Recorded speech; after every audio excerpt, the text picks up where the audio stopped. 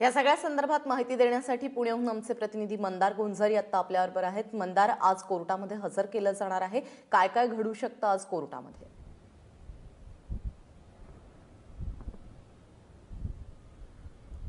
प्राजक्ता, दुपारी 2 वाजताच्या दरम्यान डॉक्टर वीरेंद्र तावडे यांना पुण्यातील न्यायालयामध्ये हजर केलं जाईल असं सीबीआय कडून सांगण्यात आलंय। सीबीआयला अटक करण्याआधी जे काही प्रथमदर्शनी पुरावे मिळालेले आहेत त्यामध्ये या डॉक्टर वीरेंद्र तावडे यांचा सारंग अकोलकरशी ईमेलच्या माध्यमातून संपर्क होता असं सीबीआयला आढळलेलं आहे आणि त्या आधारे सीबीआयनी ही अटक केलेली आहे। आपल्या सर्वांना आठवत असेल की मागील आठवड्यात बुधवारी सीबीआयच्या पथकांनी पुण्यामध्ये सारंग अकोलकरच्या आप्पा बोळवण चौकातील घरी छापा टाकला होता। त्याचवेळी हे जे डॉक्टर तावडे आहेत त्यांच्या घरी देखील छापा टाकलेला होता आणि त्यानंतर वीरेंद्र तावडे यांना सातत्याने सीबीआयचे अधिकारी चौकशीसाठी बोलावत होते आणि काल अखेर त्यांना अटक दाखवलेली आहे।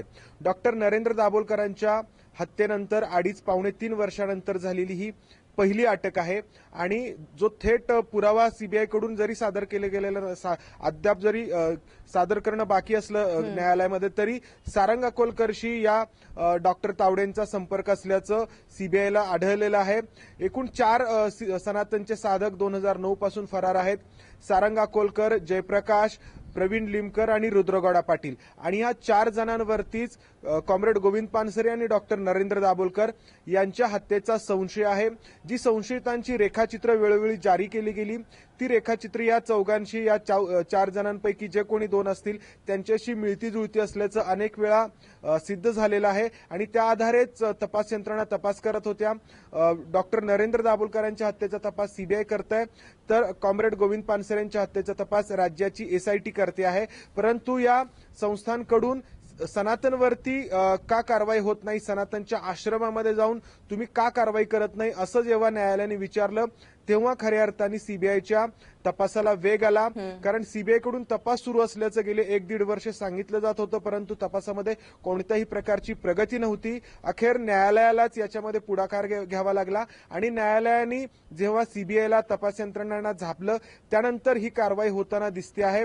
सनातन असेल किंवा हिंदू जनजागृती समिती या संघटनांचे कार्यकर्ते पदाधिकारी हे भाजपच्या व्यासपीठावर दिसतात, भाजपचे नेते किंवा आमदार या 2 संघटनांच्या व्यासपीठावर दिसतात। त्यामुळे खरंच सरकारला कारवाई करायची आहे का याबाबत ही प्रश्नचिन्ह निर्माण होत होतं परंतु अखेर न्यायालयालाच पुढाकार घ्यावा लागला आणि अशा प्रकारे ही कारवाई झालेली आहे। परंतु महत्वाची कारवाई आहे कारण न्यायालयामध्ये जेव्हा वीरेंद्र तावडेला हजर केलं जाईल तेव्हा सीबीआय या सगळ्या प्रकरणाबाबत त्यांना आतापर्यंत यामध्ये काय आढळलंय याबाबत काय सांगते याकडे सर्वांचं लक्ष असेल। प्राजक्ता, मंदार, त्याचबरोबर आज कोर्टामध्ये हजर केल्यानंतर त्याला जामीन मिळू शकतो, त्याला न्यायालयीन कोठडी मिळू शकते की त्याला पोलीस कोठडी मिळू शकते, या सगळ्या संदर्भात तज्ञांशी कायदेतज्ञांशी काही बोलणं झालंय? काय नेमकं होऊ शकतं आजच्या दिवसभरात न्यायालयातल्या घडामोडींमध्ये?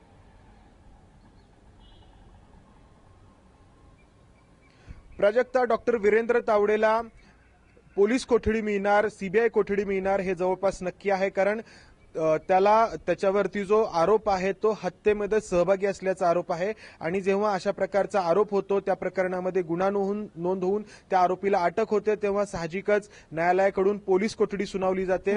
वीरेंद्र तावडेला ही पोलीस कोठडी सुनावली जाईल। दुपारी 2 वाजताच्या दरम्यान त्याला पुण्यातील न्यायालयामध्ये हजर केलं जाईल आणि त्यानंतर सीबीआयचा तपास खऱ्या अर्थाने सुरू होईल। आतापर्यंत अनेक वेळा सनातनच्या वेगवेगळ्या साधकांना, वेगवेगळ्या पदाधिकाऱ्यांना सीबीआयनी चौकशीसाठी बोलावलेलं होतं।